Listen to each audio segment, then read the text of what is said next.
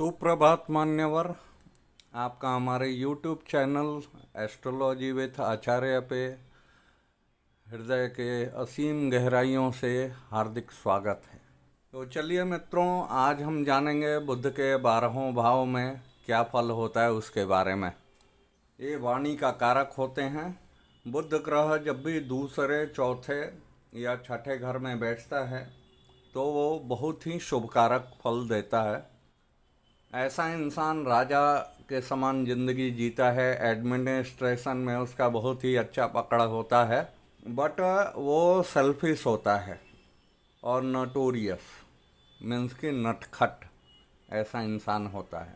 कहते हैं प्रथम घर में बुध महाराज का क्या प्रभाव होगा। पहले घर में यही बुध महाराज शुभ अवस्था में बैठते हैं तो ऐसा इंसान राजा के समान ज़िंदगी जीने वाला होता है तथा उस सरकार में उसका बहुत अच्छा पकड़ होता है। बट ऐसा इंसान सेल्फिश और नटखट होता है। यदि यही बुध महाराज किसी स्त्री के कुंडली में प्रथम भाव लग्न में बैठे, बहुत ही शुभकारक होता है, अति शुभ होता है। जातिका को बहुत ही ज़्यादा सरकार से मदद मिलता है। यदि लग्न में बैठा हुआ बुध अकेला हो तो वो बहुत ही शुभ फल देता है और 11 साल के लिए वो अत्यधिक धन अर्जित कराने में मददगार साबित होता है। यदि लग्न में बैठा हुआ बुध अशुभ हो तो ऐसा इंसान एबॉर्ड में ही रहता है, मीन्स कि विदेश प्रवास करता है। ऐसा इंसान बहुत ही सेल्फिश और जिद्दी स्वभाव का होता है। ऐसा इंसान विदेश में जाके बहुत ही लग्जरियस लाइफ जीता है युवा अवस्था में। यही बुध महाराज जिस इंसान के बर्थ चार्ट में लग्न कुंडली में दूसरे स्थान पे आएंगे तो ये राजयोग कारक होता है और ये अपने शत्रुओं का दमन करने में ऐसा इंसान सक्षम होता है। ऐसा इंसान की पत्नी के लिए ये बुध बहुत ही शुभ कारक होता है। ऐसा इंसान एक उच्च कोटि का वक्ता एवं राइटर होता है। ऐसा इंसान अपने काम के ऊपर फुल फोकस करने वाला होता है, डिटर्मिनेशन होता है उसके अंदर और उसका लाइफ बहुत ही कंफर्टेबल लाइफ होता है। ऐसा इंसान लगभग 36 साल तक लगातार बिना रुके धन अर्जित करने में सक्षम होता है। जिस भी इंसान का बुध दूसरे भाव में बैठेगा तो जिस भी इंसान के धन भाव में बुध महाराज अकेले बैठेंगे वो इंसान दूसरे का मदद करने वाला होता है। ऐसा इंसान हमेशा देखा गया है कि सेल्फ मेड पर्सन होता है। खुद अपनी बदौलत वो धन अर्जित करके और धनवान बनता है। ऐसे इंसान की माताजी का उम्र भी लगभग 80 साल का होता है। जिस भी इंसान के लग्न चार्ट में बुध तृतीय स्थान पे बैठेगा तो ऐसा बुध उनके सेल्फ के लिए तो बहुत ही शुभकारक होता है, लेकिन दूसरे के लिए ऐसा बुध मीन्स कि उनके फैमिली में दूसरे पर्सन के लिए ऐसा बुध बहुत ही ज़्यादा अशुभ फल देता है और चौथे, पाँचवें, 9वें और 11वें घर के फल का नाश करता है। जिस इंसान का भी बुध तृतीय भाव में बैठेगा और सप्तम स्थान यदि दूषित हो, लाइफ में डिस्ट्रक्शन लाता है उनके पिता के ऊपर और ससुर के ऊपर। मित्रों, जिस इंसान के लग्न चार्ट में बुध महाराज चतुर्थ भाव में शुभ अवस्था में बैठते हैं ये राजयोग कारक होता है। लेकिन ऐसा बुध यदि राहु या केतु से युक्त हो तो ऐसा इंसान बहुत ही कमज़ोर दिल वाला इंसान होता है। ऐसा इंसान बहुत ही धनवान होता है, लेकिन ये बुध उनकी माता के लिए बहुत ही अशुभ कारक होता है। यदि ऐसे इंसान के कुंडली में बृहस्पति महाराज भी शुभ अवस्था में बैठे हों तो ऐसा इंसान लगातार धन अर्जित करता है। जिस भी इंसान के लग्न चार्ट में बुध महाराज पंचम स्थान पर बैठे हों तो वो उनके और उनकी पत्नी के लिए बहुत ही शुभ फल कारक होता है, लेकिन उनके पिता के लिए यही बुध बहुत ही अशुभ कारक होता है। यदि पंचम स्थान पर बैठा हुआ बुध शुभ हो तो सारा काम उनका शुभ हो जाता है। उस इंसान का हर काम बहुत ही अच्छा और सुंदर होता है। उस इंसान के लिए सूर्य, चंद्र, बृहस्पति और शनि कभी भी अशुभ फल कारक नहीं होते हैं। जिस भी इंसान का बुध महाराज षष्ठम भाव में बैठे हो, छठे घर में बैठे हो, ऐसा इंसान बहुत ही बड़े हृदय का होता है। वो इंसान दूसरों की मदद करना, दूसरों का सहायता करना ये अपना फर्ज समझता है। और ऐसा बुद्ध उस इंसान को बहुत ही ज़्यादा ज़िंदगी में तरक्की करने में मददगारक होता है। ऐसे इंसान के लिए बुद्ध महाराज ऐसा बिहेव करते हैं जैसा एक आपका आज्ञाकारी जैसा कुत्ता होता है ना, ठीक वैसा ही बुद्ध महाराज ऐसा बिहेव करते हैं। उस इंसान के इच्छा के अनुसार ये बुद्ध महाराज उसको ज़िंदगी में सुख सुविधा प्रदान करते हैं।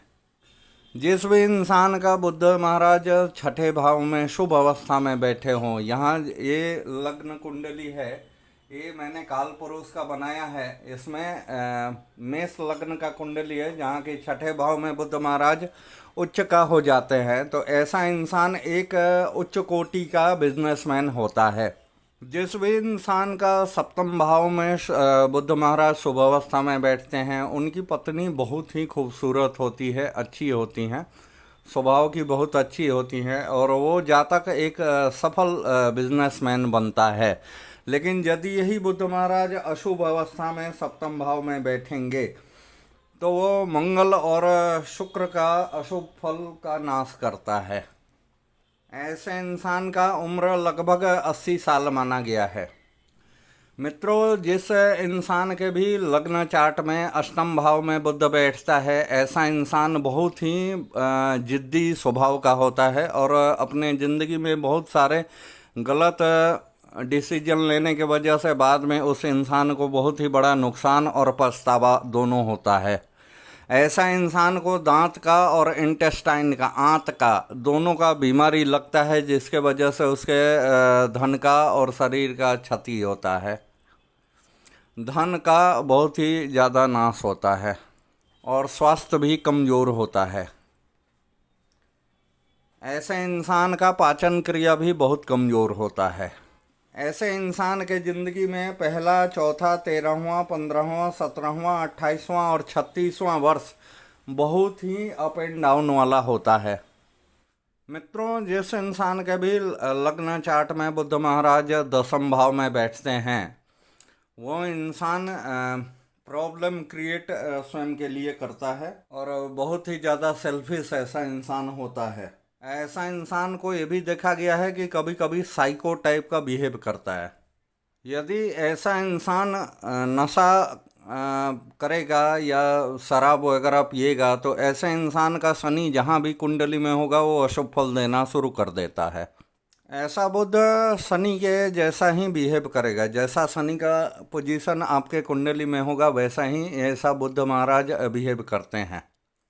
यदि ऐसे इंसान के कुंडली में शनि महाराज शुभ हों तो ऐसा बुद्ध महाराज भी शुभ फल देंगे।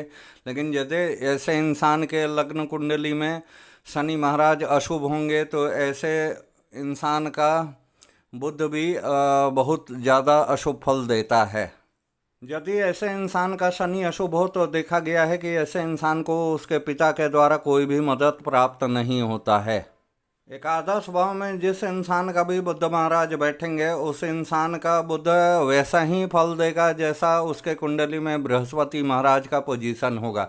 जैसा मान लीजिए कि जिस बृहस्पति महाराज अशुभ अवस्था में बैठे हुए हैं उसके बर्थ चार्ट में लग्न कुंडली में, तो ये बुद्ध महाराज भी अशुभ फल ही देगा। लेकिन यदि उसके लग्न कुंडली में बृहस्पति महाराज शुभ अवस्था में बैठे हों तो ऐसे इंसान का बुद्ध उसके लिए बहुत ही ज़्यादा शुभकारक फल देता है और ऐसा इंसान 34 साल के उम्र के बाद, आयु के बाद धनवान बनता है।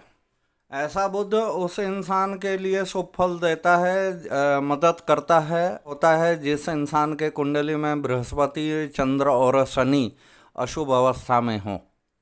जिस भी इंसान के एनुअल चार्ट यानी कि वार्षिक कुंडली में बुद्ध महाराज जी प्रथम भाव में बैठे होंगे उस इंसान का वो साल बहुत ही शुभकारक होता है। ये मित्रों मैं आपको आगे चल के बताऊंगा कि वार्षिक कुंडली कैसे देखा जाता है और वो उसको कैसे बनाया जाएगा। ठीक है, बर्थ चार्ट में आपको दिख रहा होगा 12 का अंक लिखा हुआ है और बुद्ध महाराज बैठे हुए हैं। तो ऐसा इंसान अत्यधिक जिद्दी स्वभाव का होता है। आप उसको चाहे कुछ भी समझा दीजिए, करेगा वो वही जो उसके मन को अच्छा लगता है। साथ में यदि ऐसे इंसान के 12वें स्थान में जय शनि का भी युति हो, उसी घर में जय शनि महाराज भी बैठे हुए हों, तो ऐसे इंसान को दशा साती लगता है। मीन्स कि एक होता है अढ़ैया, दूसरा होता है शनि का साढ़े साती, और तीसरा होता है दशा साती। तो ऐसा इंसान अपने जिंदगी में दशा साती को भोगता है। अर्थात कि वो जब भी साढ़े साती लगेगा तो बुध के प्रभाव के वजह से ऐसा इंसान 10 साल के लिए उस दशा साती को भोगता है, और उस अवस्था में उसके पास कुछ भी नहीं बचता है। सारा नौकरी, रुपया, पैसा, धन दौलत सब खत्म हो जाता है। मित्रों, जिस इंसान का भी लग्न चार्ट के 12वें घर में बुध महाराज बैठेंगे और उसके कुंडली में जो ये राहु महाराज अशुभ अवस्था में बैठे होंगे, तो उस इंसान का बुध महाराज बहुत ज़्यादा अति अशुभ फल देता है। मित्रों, जिस इंसान का भी बुध महाराज 12वें स्थान में बैठे हुए होंगे, यदि वो अशुभ हैं, तो ऐसे इंसान को बुध के महादशा अंतरदशा में बहुत ही ज़्यादा बदनामी का सामना करना पड़ता है। उसका धन दौलत हर चीज़ ख़त्म हो जाता है, प्लस उसके साथ में चीटिंग होता है। तो ये माना गया है कि बुध महाराज का 12वें स्थान में अति अशुभ 12वां 8वां, ये दो ऐसा घर है जहाँ बुध महाराज यही बैठते हैं, तो ये अति अशुभ फल देते हैं। तो आपसे एक निवेदन है कि आप हमारे YouTube चैनल को लाइक कीजिए, सब्सक्राइब कीजिए। यदि किसी भी सज्जन को अपना कुंडली का विवेचना कराना हो तो कृपया हमारे डिस्क्रिप्शन में दिए हुए नंबर पे कॉल करके व्हाट्सअप करके आप हमसे राय मशवरा कर सकते हैं। तत्काल इसमें बस इतना ही। नमस्कार।